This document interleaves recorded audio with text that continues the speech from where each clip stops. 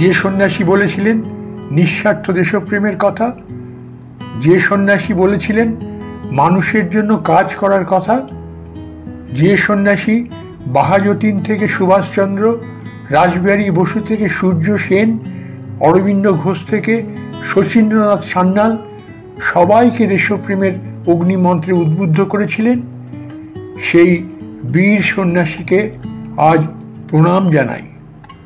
ধন্য সেই সন্ন্যাস যা যুগ যুগ ধরে তারুণ্যকে পথ দেখিয়েছে। সালটা ছিল 1893। জুলাই মাসের পড়ন্ত বেলায় জাপান থেকে কানাডা জলপথের একই জাহাজের দুই যাত্রী ছিলেন, একজন গেরুয়া বসন পরিহিত সন্ন্যাসী ও আরেকজন হলেন মধ্যবয়স্ক পার্সি ব্যবসায়ী। ইয়োকোহামা থেকে ভ্যাঙ্কুভার অভিমুখী জাহাজ চলেছে তার নিজের ছন্দে। 12 দিনের যাত্রাপথেই জমে ওঠে দুজনের আলাপ। একজন যাচ্ছেন বাণিজ্যের উদ্দেশ্যে মার্কিন মুলুকে, আর অন্যজন চলেছেন শিকাগো ধর্মসভাতে।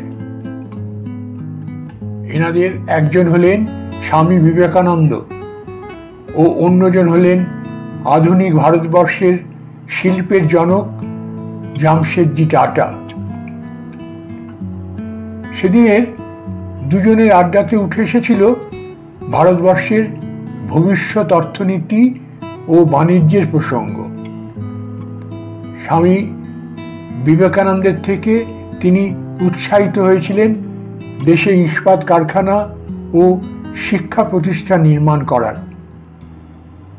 এছাড়াও তাদের বার্তালাপে উঠে আসে জাপানের দেশলাই কারখানার ব্যবসার কথাও। স্বামী বিবেকানন্দ জামশেদজিকে বলেছিলেন, জাপান থেকে দেশলাই আমদানি না করে কেন নিজের দেশে কারখানা গড়ে তুলছেন না? তিনি আরও বলেন, কারখানা হলে তো দেশের অর্থনৈতিক ব্যবস্থা মজবুত হবে, দেশের ছেলেরা কাজ পাবে এবং দেশের অর্থ দেশেই থাকবে। 14 বছরের ছোট সন্ন্যাসীর কাছ থেকে এইরকম একটা অভিমত পেয়ে জামশেদজি টাটা বেশ অভিভূত হয়েছিলেন। তাদের কথোপকথন বেশ অনেক দূর গড়িয়েছিল।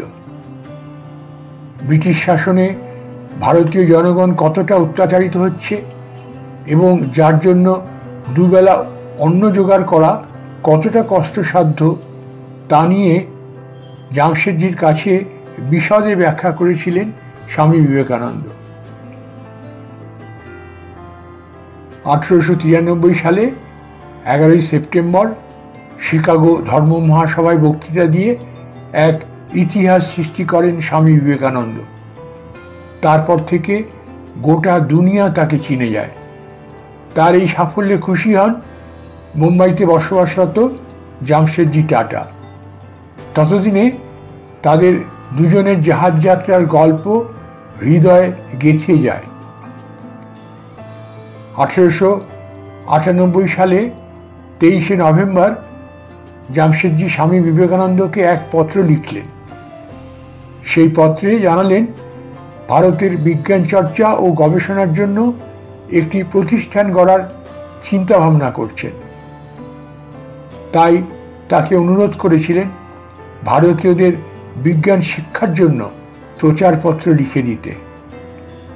এরই মধ্যে স্বামী বিবেকানন্দ রামকৃষ্ণ মিশন নিয়ে খুব ব্যস্ত হয়ে পড়ায় জামশেদজির অনুরোধ গ্রহণ করতে না পারলেও ভগিনী নিবেদিতাকে দেখা করতে বলেছিলেন জামশেদজি টাটার সঙ্গে।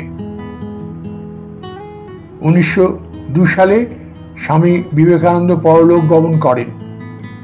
ঠিক তার 2 বছরের মধ্যেই 1904 সালে জামশেদজি টাটারও মৃত্যু ঘটে।